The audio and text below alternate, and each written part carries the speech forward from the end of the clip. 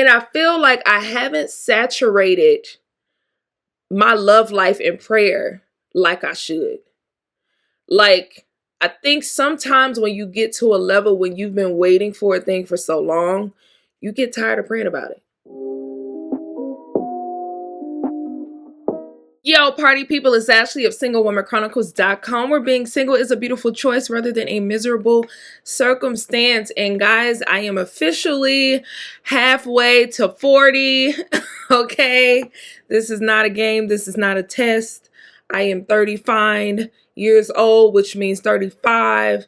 Somebody was like, what does 35 mean? You're 39. No, nigga, it means I'm 35.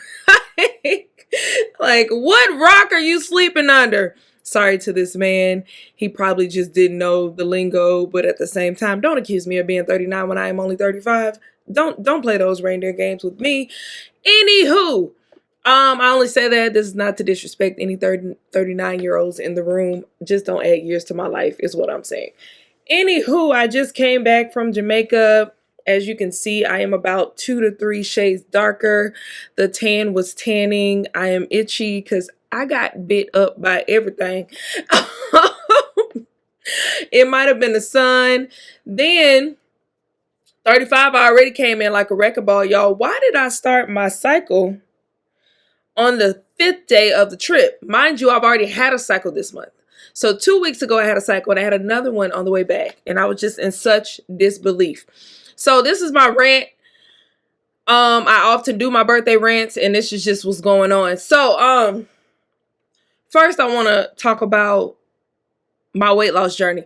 So I posted a picture last week of my weight loss journey. I started, honestly, this weight loss journey has been going on for years.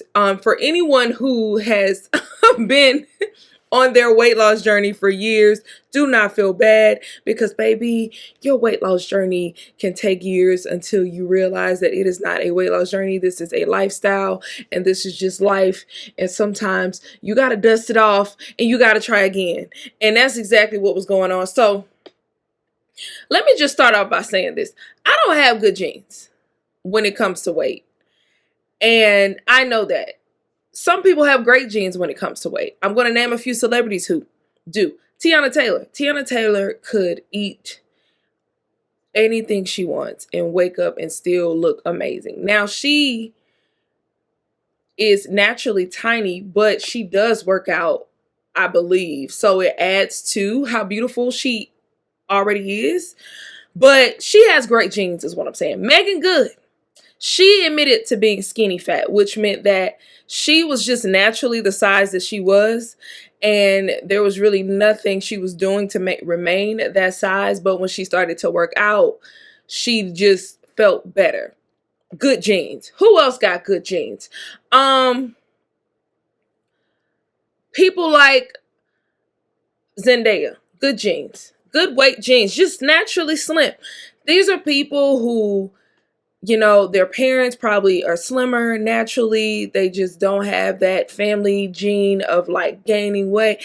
I don't have those genes. I am from Mississippi, down home cooking, southern fried everything, all of the above. So my family, they're not, I don't have a lot of obese, like overweight, crazy out of control type of like 600-pound life type people. But they say black don't crack, but it does spread. So the black in my family be spreading. And I can say a lot of my family members don't work out or like really watch what they eat. So I know that is a part of it. But also we just don't have those genes that are just naturally thin just because we woke up. No, we have to work at this. So I started noticing it around 25 because when I was in high school, I was on a dance team. So I worked out a lot, like running bleachers, doing sit-ups every night. I don't know if you heard of dance stamina, but to dance an entire football game, baby, you got to have stamina. So I had a lot of muscle when I was in high school. So when I went into college, instead of gaining the freshman 15, I lost 15 pounds because I wasn't working out anymore. And that muscle disappeared.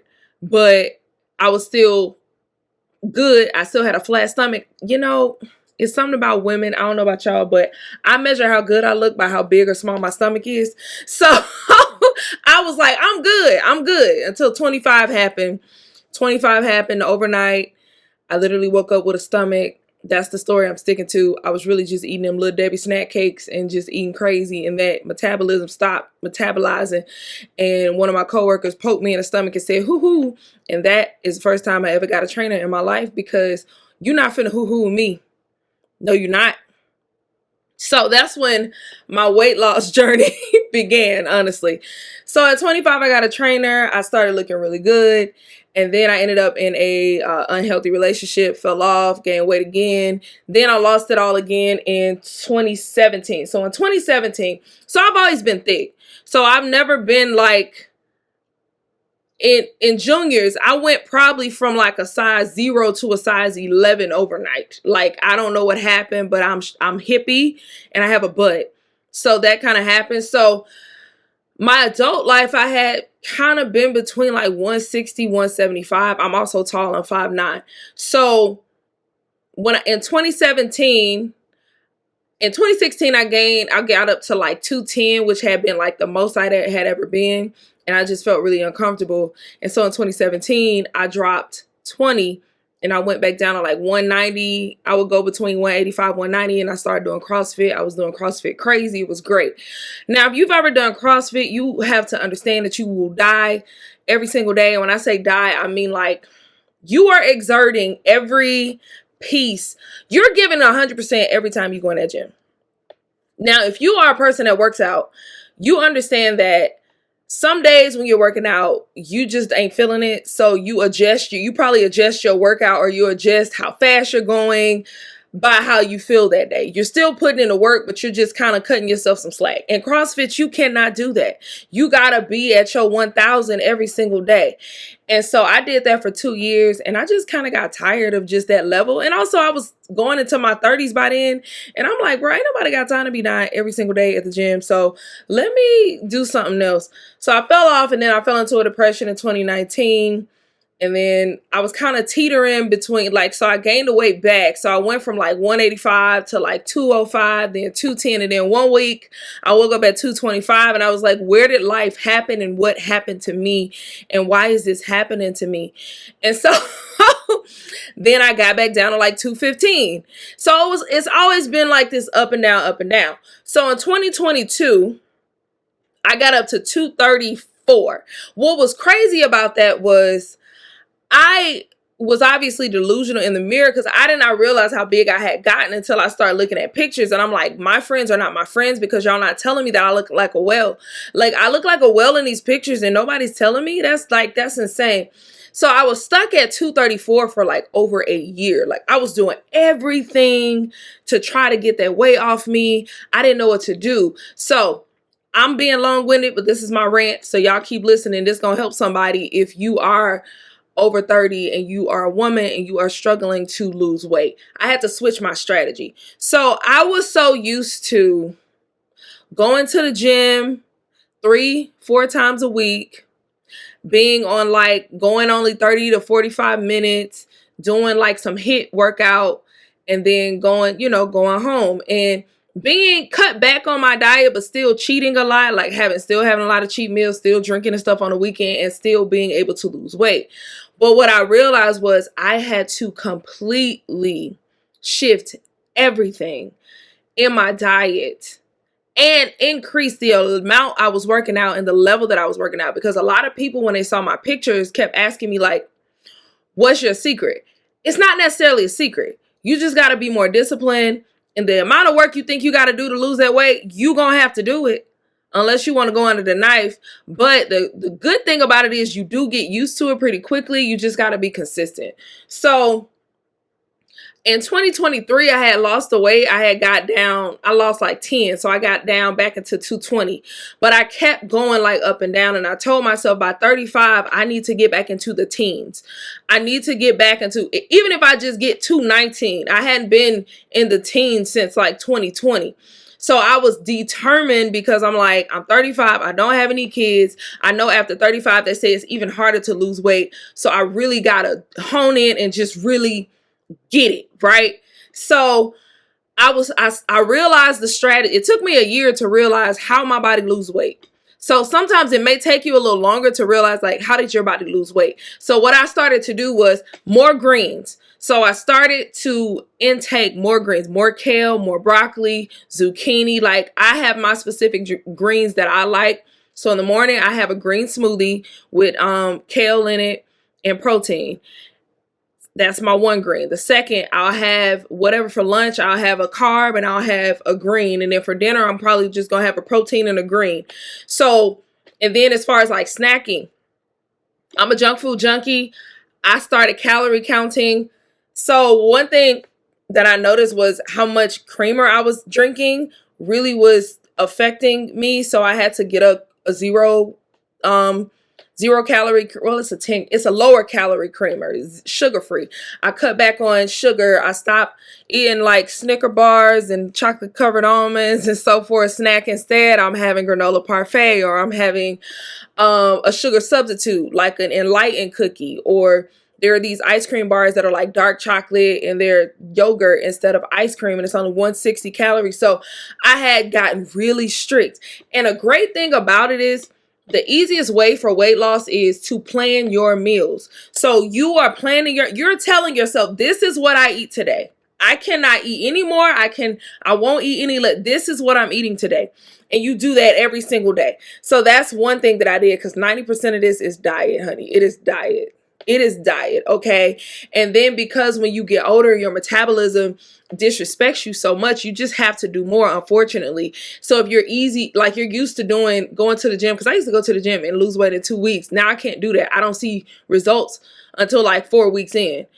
So get away from that scale. I literally had to hide my scale, especially because I was doing a recomposition challenge, which is when you take the fat and turn it into muscle. So your weight is going up and down because you might lose a pound, but you're gaining a pound in muscle. So that's another confusing part. So I was just doing a lot. Then I increased my times in the gym. I'm now going 5 days a week, and I'm going an hour and a half. I never thought I would be that girl to be in the gym an hour and a half a day, but I am. And every single day I'm doing cardio. Every single day. After I lift, I'm doing cardio. See what happens? There was a time where I was like only doing lifting, and I was doing a small amount of cardio, and I felt myself getting bulky, because if you want to lean out, you can't just do lifting. No, you're going to bulk. You ever see those dudes that walk around the gym and they got a big stomach but a six-pack on top of it? That's what happens when you don't do cardio. So I'll do like an hour or like 50 minutes of lifting, and then the last 30 minutes is cardio. And cardio don't always look like running. I don't run often. Now I have the stamina to run, but I don't. I do high incline on the treadmill, and I do the Stairmaster. So my incline is usually about, after working out, like 11, probably like 11 or 12, and I'm doing that at a speed of 3 for 30 minutes. So I'm doing that every single day that I'm working out. So you have to combine both, because if you just do cardio, you'll lose the weight. But if you're trying to shape your body, you're not going to get the shape that you want. You're just going to get leaner. So with muscle, when you're doing recomposition, you're actually shaping your body like you want. Because I know often women, we think like, if I just lose the weight, then I have the shape. Like, no, if you want to just do both, just knock both out. Because I wanted more of an hourglass. So I'm like, let me recomp. So that's what you should do. So there's no secret, guys. It's just a lot of hard work and consistency. But those are some tips if you do struggle with like losing weight. Because I was having a time where I was like, oh my God, I cannot lose this weight. And I don't know why it's going on, because I feel like I'm in a gym and I'm just doing it in vain. So yeah, 90% the kitchen. All right. Jamaica. All right. Jamaica. Y'all see I'm 2 shades darker. One thing I want to say is, the myth about Jamaican men being aggressive, I did not see that when I was in Jamaica this past week. I went to Montego Bay for 6 days, and well, they said it was Montego Bay, child. It ended up being Trelawney, which is like an hour outside of Montego Bay, but that's neither here nor there. But went to Montego Bay, and I'm not trying to negatively talk the hotel, but I'm gonna tell you what happened. So I stayed at Ocean's Eden. They have pretty good reviews on everything on Google, but this is what you need to be prepared for if you stay there, right? One, they sell it as if it's in Montego Bay. Ocean's Eden is not in Montego Bay. Ocean Eden, it is in a town called Trelawney. So you're somebody who lives in Atlanta. It's like somebody telling you your hotel is in Atlanta, but your hotel is actually in Kennesaw or in Conyers or in McDonough. You feel what I'm saying? So that's one thing. The reason I say you should be warned about that is because if you're trying to do excursions off of the resort, they're going to charge you more because their pickup is further. So you're going to have to pay more for each excursion. So that's one thing. Two, I don't think they knew what all inclusive meant, because all inclusive means all inclusive, right? I had been to an all inclusive resort before in Cancun, and everything was all inclusive. Like, there was no like levels. They had premium alcohol. Everything was included. Any restaurant was included. You can go to any one of them. Sometimes you did have to book a reservation, but you can go to all of them. Like, everything was included. But at this one, they had tiers. Like, they had this privileged tier that nobody told us anything about until we got there. So you can only have the premium liquor if you want the privileged tier. Then I was fighting for my life to get water. I'm like, can I have a bottle of water? They rationing out bottles of water like they Spirit Airlines or something. And then I'm just like, bruh. And then, like, I don't know. There were no snacks. They were like, I never wanted to see a convenience store so bad in my life. There were no, like, you know how sometimes you just want like a little bag of chips, a little popcorn, something like that? There was none of that. You had to go eat a full meal if you wanted a snack. Okay? All right? So that was a little bit, but all in all, it was good. The highlight was the employees. I had some very genuine conversations with a lot of the employees, mostly the guys, because that's who would come up to me and talk to me. But the reason I say they get this myth, this bad rep for being like aggressive, every time a guy talked to me, it wasn't on some like, hey, beautiful girl, you're so sexy, blah, blah. No, they would just literally, hey, how you doing? And we would just start a conversation. Like, I had a whole conversation with a guy about the beauty of being black. This whole conversation about this with this one guy about his career. He's a reggae person. He's a reggae artist. He has a song that's about to hit 1 million views on YouTube. Maybe I should shout him out while I'm over here. Like, I think it's King Law or something like that. King Law. Y'all don't get me the line, because I was listening to his song, y'all. I promise. Y'all.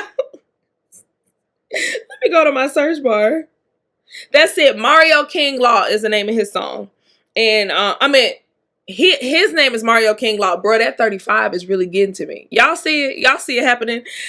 Mario King Law. The song is called Bounce, but that's not the song. But just go look him up on YouTube. But one of his songs almost hit 1 million views. So, like, just having that, and I took a selfie with him because I'm like, you're going to blow up, and I can say I knew you win. And just different conversations. So the genuine conversations were dope. I did things that I normally would not do.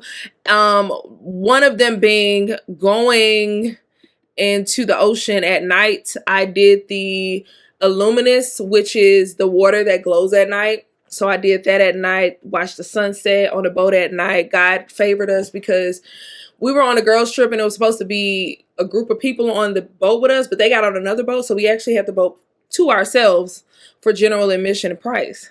Amen. Hallelujah. Won't he do it? That was beautiful. That's something I normally wouldn't do. I became one with the ocean. Okay. I took a sailboat. We took a sailboat out 2 miles into the sea. Okay. That's something I never thought I would do. Me and the ocean was face to face. I felt like I was swimming in the ocean because a sailboat ain't the boat you're thinking where it's like wood separating. No, the only thing separating me from the actual ocean was net under my butt. If that net fell out, I was falling out. I was going under. Okay, I got one with the ocean, with the high winds. It was a lot, but I did it. Okay, so great trip. We did the bamboo raft. where we had this Slim guy. I call him Pastor Slim because he was preaching, but he was really sweet, really cool guy. So we did a lot. It was some good stuff. It was some good stuff, good stuff. And y'all see that I am 2 shades 2 shades darker. I'm very melanated right now, and I love it. Only thing I'm trying to figure out is how am I going to match my makeup? I don't know. Probably won't be wearing foundation no time soon. I don't know what color this is. But yeah, so life updates. So you guys, I'm tired. And I just felt the need to let you know that I am taking a break from recording for about a month. So y'all not going to hear from me for the rest of June and probably July. I hope to be back August. But I'm tired, and I've just been feeling like I'm forcing a lot of things, not just with the podcast, but just with everything. And I feel like I just need to really seek God in this moment, because I feel like because I've been so busy, I haven't been able to really tune into what I need to be doing, because I have a lot going on and I need to know what to pick up, what to put down. And a part of that comes with rest. So I've decided to make that decision. And of course, I've had thoughts like, oh, what if you lose listeners? Or what if the algorithms, blah, blah, blah, whatever. I'm okay with that. I just trust God right now in the season. And I just don't have the energy. I just don't have the energy anymore. And I want to give you guys good things. And I feel like once I take a break, I can have better content. It'll just be better for everybody, right? But that's mainly the life update. As far as like dating and stuff, I got off the dating app. Well, I didn't get off. My profile is still up, but I haven't been on for like a month, because after the situation there were like 2 situations that happened, and I was kind of like, I'm too busy for this. I'm not finna do this right now. I don't know, y'all just get tired. I'm not finna do this right now. But I will say that I'm just in a phase, and I don't know if it's like that I'm just too tired or too busy, but like most of my life, or I'll say this, there have been seasons in my life where I wanted a relationship so bad that like I was constantly looking over my shoulder for it. Like every time I'm out, I'm looking like, ooh, he's cute. Ooh, that person's nice. Oh my God, this is whatever, right? And so it was just always this expectancy. And you know, they always said, oh, it's going to come when you least expect it. I always felt like I was getting cussed out when somebody said that to me, because I'm like, how you least expect the thing you want most, right? So, and also, if I'm having faith in something, shouldn't I be expecting it? I've always been confused by that saying, but whatever. But at this moment right now, I'm just in kind of I'm in a space of curiosity, if that makes sense. Like, I'm not at all looking over my shoulders anymore for it. I'm curious to know when it's going to happen. I'm curious to hear a word on God from it. Now, God did tell me to focus on him and his righteousness, and all other things will be given unto me as well. And I feel like I haven't saturated my love life in prayer like I should. Like, I think sometimes when you get to a level when you've been waiting for a thing for so long, you get tired of praying about it. And so your prayers kind of become routine instead of earnest. You stop really going in for prayer about that thing you want most, and it just becomes routine, because you kind of like, well, God, you heard me. I'm tired of talking about it, right? So I'm gearing back up to start earnestly praying over all parts of my life, but really my love life, because just when God gave me that word about it, it was kind of like, I don't want to hear this, but I know what needs to be done.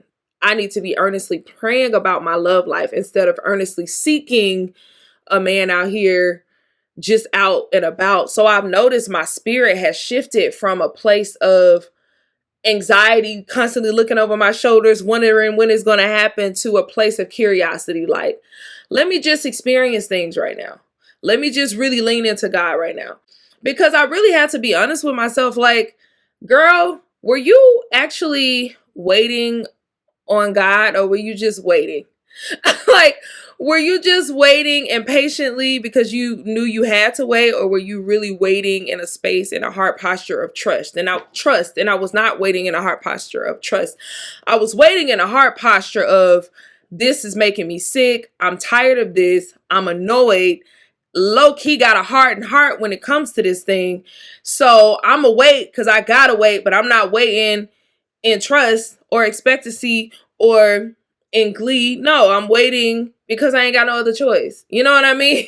So, and I do have a choice because I could choose to just go out here and date and just settle, but I don't want to settle. So, yeah, so I'm just in a space where I feel like when I take this break, I can really, and then I'm really trying to figure out what to do next with my career. It's just a lot up in the air that I really need to pray about. I really got to get into prayer, because I keep saying really, because I was thinking maybe you should fast about it, but I was thinking, well, I was praying this morning, and I feel like sometimes we fast because we feel like that's the only weapon we have, but it's not. Prayer is a weapon. So if you pray earnestly and you pray properly, you can still get the same results that a fast can bring, depending on what you're praying for. Now, some things require fasting. When you read your Bible, it says some certain things only come out through fasting and prayer. But I think this time in my life, I think my default has been fast, fast, fast. That's the easier way out. But in this time of my life, God is telling me to pray earnestly, because he's saying you don't pray enough. And I'm kind of like, okay, you're right. I don't. I pray the get up prayers. I pray, I say grace, I pray before bed, but like, I'm not earnestly praying. I'm not praying in the small moments. You know what I mean? So I'm just really trying to pray more. So that's where I am in life. But it feels good to kind of be at a curiosity more so than like this anxious expectancy. So that is where I am. But I hope you guys gained something from this today, because y'all will not hear from me until August-ish, or maybe end of July. But yeah, I'm pretty sure I will still be posting on Instagram and TikTok, just normal posts, but I'm not going to be recording a podcast. People don't understand the level of work it takes to do this every single week on top of everything else you have to do. So yeah, but I'm taking a break, but I will see y'all in August. All right. Guess I'm gonna see y'all in August. I keep saying August, but I said end of July. Probably gonna be August. It's probably gonna be August. All right. Until next time. Bye.